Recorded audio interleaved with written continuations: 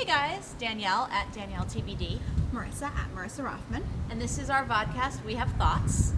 So today we thought, it's a little bit late in the game, but we thought we would share with you some thoughts on the Fringe finale, since obviously that is one that we talk about a lot on this podcast, and one that we both covered. What? Shocking. I'm just trying to sum up for anybody who's new.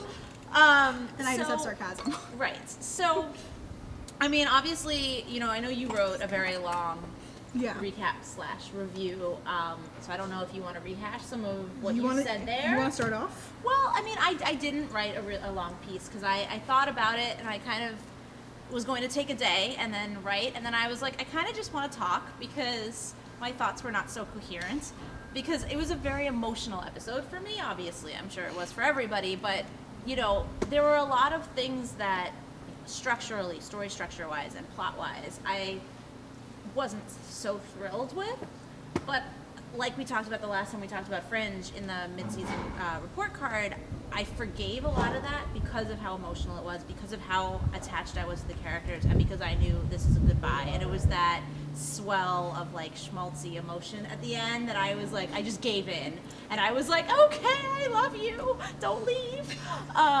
But, you know, so it was hard because, like, from a critical standpoint, if I were to write about it, I felt like I would have really started to pick it apart, and I would have really started to note things that, you know, we knew for a while Walter was going to have to make a sacrifice. He thought he was going to have to make a sacrifice. And then, you know, in midway through the finale, there's the, oh, wait, no, I'll just do it, which I kind of thought once we realized that Donald and September were the same person and that was his kid, why wouldn't that be the issue from the beginning? Right. Well, and I let it go. And, you know, and then, of course, he couldn't actually go through with it, and so it had to be Walter. And so, like, that whole kind of fake out, kind of play with your emotions bothered me a little bit. I understand why they did it. I understand why it then worked so to make you so much more emotionally end.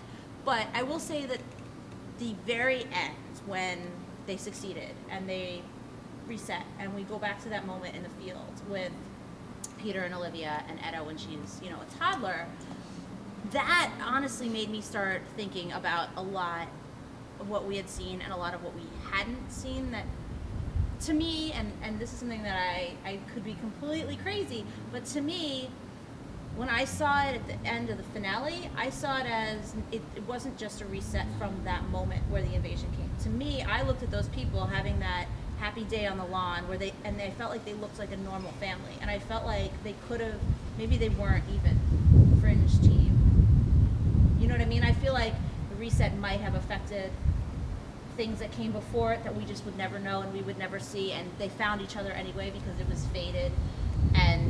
But who's to say what their lives actually were that led them to that moment, right, versus what we had seen in previous seasons that actually led them to that moment? Because that's my whole issue with, like, resetting history or time travel or whatever. Like, in theory, if you do anything, it changes everything, you know, and things that are fated obviously are going to happen in a different way. But so to me, I just, that was, and so sitting with that and digesting that, like, that changed everything for me. Because if all of a sudden I'm imagining these people as just like a regular family, I was like, I felt like it kind of took away a little bit. Like, we know what they did and the sacrifice and how important it was and everything, but I don't really want to imagine them as just regular people, you know? I like how they were larger than life throughout the whole series, and so I don't know, I like sat with that moment at the end for a really long time, and like I went back and forth about whether or not, if what I was inferring was even true, if I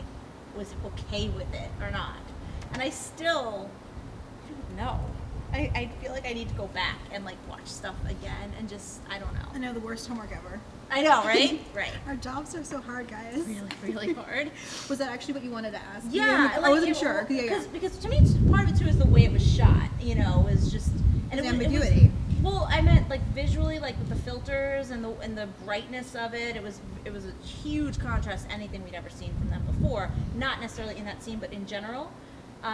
And so yeah, so I was wondering, like, if that was something that I was the only one thinking about. No. Or if other people were like, I wonder, you know, because obviously the invasion never happened, but who's to say things that, because they didn't, you know, they reset everything. Right. So who's to say what else didn't happen?